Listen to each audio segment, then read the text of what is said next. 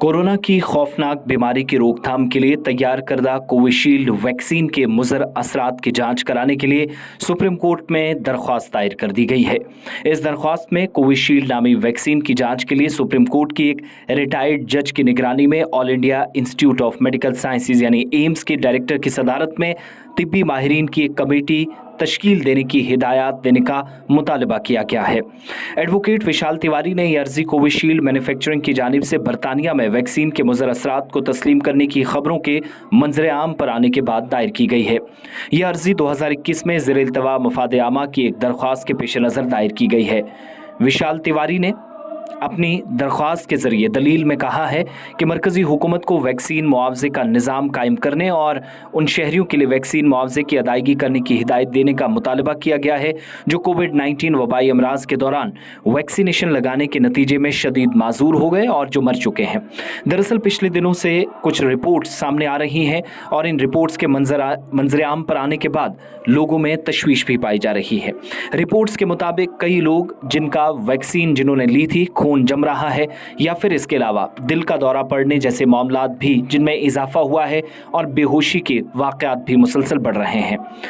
इस पर दलाइल देते हुए दरख्वास्त गुजार ने मजीद कहा है कि हुकूमत की जानिब से हिफाजत की यकीन दहानी पर कोविड-19 वैक्सीन मुहिम के दौरान बड़ी तादाद में लोगों को कोविशील्ड वैक्सीन दी गई थी।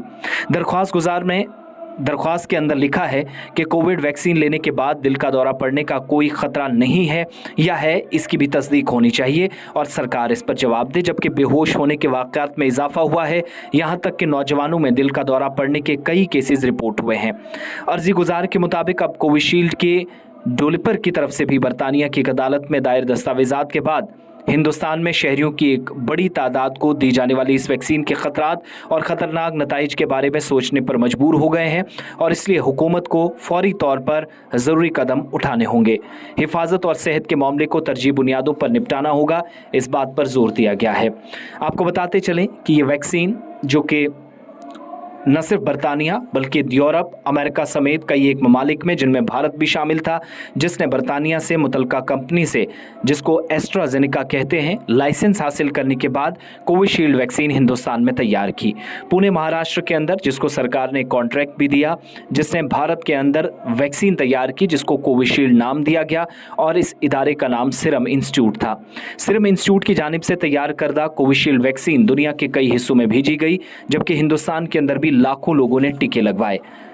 अब 3 वर्षों के बाद मुख्तलिफ इलाकों में कई ऐसे केसेस आए जिसने कोविशील्ड के इस पूरे अमल पर या वैक्सीनेशन पर सवाल खड़े कर दिए और हुकूमत सवालों के घेरे में है। कई लोग ये इल्ज़ाम लगा रहे हैं कि वैक्सीन लेने वालों के लिए ये जानलेवा साबित हुई है, ख़तरनाक है, कई लोगों को दिल का दौरा पड़ा है, उनकी जान गई है और इसलिए हुकूमत जवाब दे। अब सुप्रीम कोर्ट इस पर क्या हिदायत हुकूमती इदारों को या जिम्मेदारान को देता है, ये वक्त बताएगा। ताहम कई लोगों की जान जाने या मुख्तलिफ रिपोर्ट्स के ज़रिए खून में कई तरह के केसेस या खून की खराबी के केसेस जब सामने आए तो इसकी भी तस्दीक करने के लिए मुआलिजीन की राय ली जा रही है। जबकि सोशल मीडिया पर कई मुबसरीन जो कोविशील्ड के बारे में जानते हैं वो कहते हैं कि अगर इसने मुज़र असरात करने होते तो वो 3 से 4 या 6 हफ्तों के अंदर हो सकते थे। 3 सालों के बाद अगर किसी को कोई मुसीबत आती है तो फिर वैक्सीन से ये सारी चीज़ें नहीं हो सकती। इसलिए किसी भी तरीके से गैर ज़रूरी बातों पर या अफवाहों पर कान न धरा जाए।